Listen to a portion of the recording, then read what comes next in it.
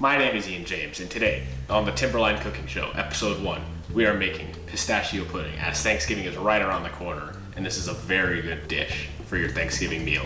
Alright, so first of all, what you're gonna need: a bowl, 2 containers of Cool Whip, 2 little boxes of pistachio flavored Jello powder, some diced almonds, a can of crushed pineapples, some mini marshmallows, a plastic scooper, and some plastic wrap. Step 1 of this recipe: take your Cool Whip and put it into your bowl. Next, take your packet of pistachio powder, take your scooper, and then just mix it. So when we're done with this, if you're doing it right, it should look something like this. So next, you take your can of pineapples and add it to the whipped cream. Juice in. You have to make sure the juice is still in the can because it's going to add more moisture to the whipped cream and make the powder blend even more. So you just mix this in. Next step, you take your crushed almonds and then once again, mix it in there. Once you have mixed it in, it should look a little something like this. The second to last step, you take your mini marshmallows, you only add half of that. Mix it in there. It looks really good, doesn't it? And you need to let it set in the fridge. Because what you need to do is you need to let the Jello powder set and make the mixture thicker, or else it's gonna just be a really moist pudding that still tastes good. Hi, welcome back. Exactly 1 day has passed and this pistachio pudding is done. Today our taste tester is Corbin Reed. Corbin, thank you for being here today. Yeah, my pleasure. Yes, Corbin, how does that taste?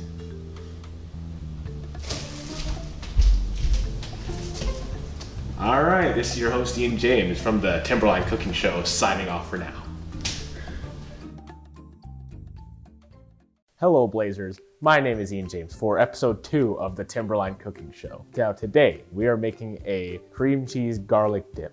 Now, what you need for this recipe is a scooper or mixing apparatus, a bowl, some minced garlic, some butter, and 2 blocks of cream cheese. Well, first step of this recipe, what you want to do: take your cream cheese and simply just put it in the bowl. Next, what you want to do is you want to take your butter and just slice it into in a cube looking like this, and then put it in the bowl. All right, so now next, what you want to do is you want to take your bowl and you want to go over to your microwave and you put it in the microwave. Make sure your bowl is glass or some kind of porcelain, because putting a plastic bowl in the microwave is never a good idea. Now you want to put this bowl in for say 30 seconds. All right, so when it's done out of the microwave, you take it out and the butter should be somewhat melted. So now, if it looks like this, then it's not all the way melted and you need to put it back in the microwave until it looks like this. Now for us, it took about another 60 seconds in the microwave. All right, so now what you want to do is after it's done in the microwave, you take your mixing apparatus and you just want to mix it until the butter is completely incorporated with the cream cheese. So after you've mixed it and it's all completely incorporated, what you want to do is you want to take your minced garlic and you want to add probably about 1 to 2 tablespoons, depending on how much of a garlic person you are. It should look a lot like this when you're done with all these steps. Next, you want to take your lemon pepper seasoning and then just add it into it, just a couple shakes. Now once you're all set and done with this, it should look something like this. For the final step, you take this mixture and then you just stick it in the fridge for at least an hour minimum. All right, and 1 hour has passed and this is done. When it's done, it should look something like this.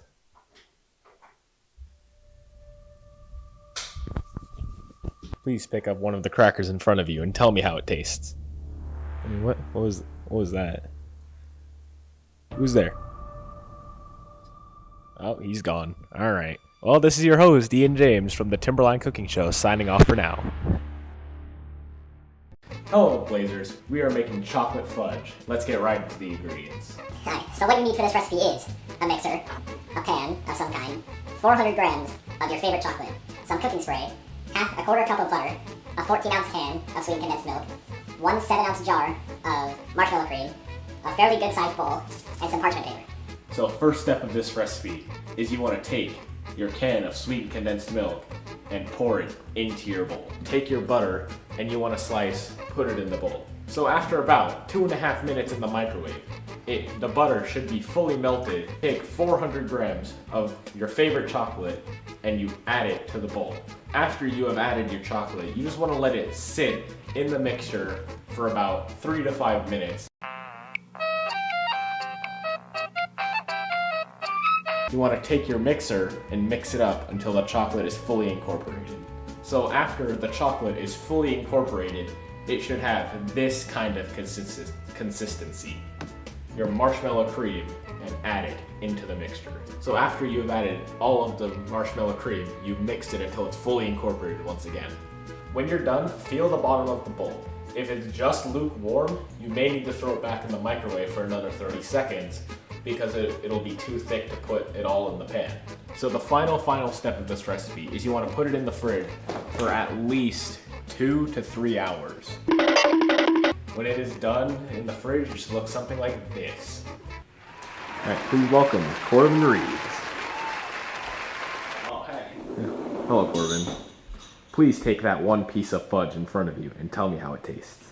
Wait, Yes? I have to go to the bathroom real quick. I'll be back. Don't take any of those.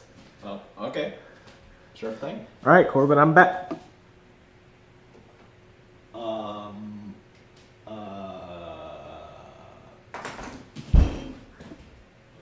All right, this is your host, Ian James, from the Timberline Cooking Show, signing off for now. Hello, Blazers. I am your host, Ian James, back for episode 5 of the Timberline Cooking Show. Now, today, what we are going to do is I'm going to show you how to properly dice an onion without using these kinds of cheap, crappy Amazon gadgets that are like $20. Let's get started. All right, so first of all, you need to take your kitchen... Who gave me this? All right, we're back, and you take your kitchen knife, and then what you do is point your knife towards the root of the onion and slice. Remember to keep your knuckles in front of your fingers to prevent you from accidentally cutting yourself. Now, after you have your 2 onion halves, what you want to do is you want to take one, point your knife towards the root again, and you want to cut through the onion, but just barely leave a little bit so your cuts are still attached to the onion. Alright, so after you do all that, what you want to do is you want to rotate the onion, and the tip of the knife is going to be pointing upwards from the root. And then what you want to do is you want to once again barely cut through the onion on top and then on the middle. So the last part is what you want to do is you want to take your knife and rotate it so the blade is coming down on the onion, and then just simply slice. So after this is all said and done, you have a well-diced onion that you can use in things like tomato sauce for pizza and spaghetti and other stuff of that sort. Thanks for watching, Blazers. Be sure to join us next month for episode 5 of the Timberline Cooking Show. I have been your host, Ian James, signing off for now. Hello, Blazers. I am your host, Ian James, for the Timberline Cooking Show, Season 2, which will unfortunately only be getting one more episode due to, how do I put this? Unforeseen circumstances. But we're back, and in this episode, we are going to be making everyone's favorite side dish on spaghetti and meatballs night, garlic bread. Now, the things you are going to need for this recipe are a piece of bread. This can be any bread that you want, but for this recipe, I'm using a very large piece of French bread. Some softened butter, fresh garlic. You don't need to use fresh garlic, but trust me when I say this, there is a major difference between fresh garlic and minced garlic from a jar. Some olive oil, salt, and finally, if you want to take this recipe to the next level, you can throw some mozzarella cheese on top and make it cheesy garlic bread. Alright, now the first step to this recipe is you want to take your piece of bread and you want to slice it lengthwise like so. Now the next step is we are going to start making our garlic butter. And so we are going to take our 2 sticks of butter. I'm using 2 sticks because this is a pretty big piece of bread. And we're going to put it in a glass bowl. Alright, next we are going to take our butter and we are going to throw it in the microwave for a few seconds just until it is soft. We don't want to melt the butter, we just want to soften it up to the point where it's easy to spread. Alright, next we want to take about 3 to 5 cloves of fresh garlic depending on how big your piece of bread is. I'm gonna use about 4, because once again, I have a pretty big piece of bread. So we're gonna take that, and we're gonna either A, dice it up if you don't have a garlic press, or B, just press it directly into the bowl with the butter if you do have a garlic press.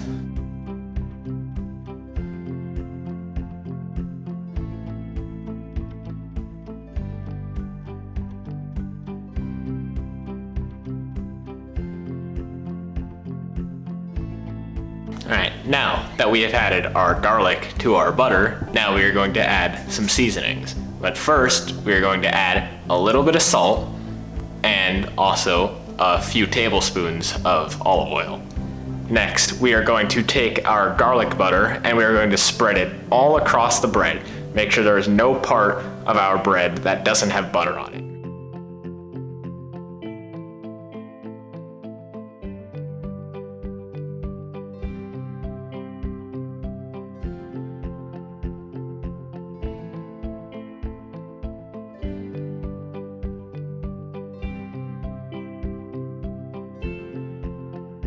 Alright, now before we put this garlic bread in the oven, we are going to put some freshly grated mozzarella cheese on to make it cheesy garlic bread. Alright, and finally, we are going to take our garlic bread and we are going to put it in the oven with the broiler on high until the top is nice and golden brown. Now that you have finally taken your garlic bread out of your oven, you can see that this is actually one of the easiest things that you can make for you, your friends, your family, or anybody, or like a dinner party or something. But once you finally taste it, this is easily one of the best tasting things that you can possibly make.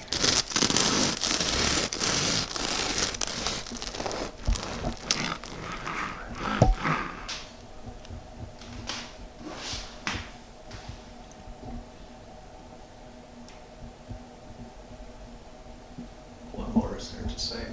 There is nothing. Now, to taste this here today, we have our old taste tester, Corbin Reeves. Corbin, please come here today. How you been, Corbin? It certainly has been a minute, Ian. Yeah, it really has been a minute. Well, like year and a half? Year? Yeah, Yeah, I think it has been a year. All right, right in front of you, I have a piece of garlic bread that I want you to taste today. I can see that. Now, please take a bite and tell me how it tastes.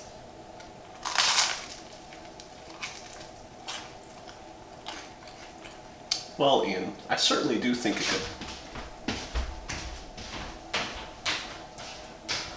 Well, this has been Ian James, your host of the Timberline Cooking Show, signing off for now.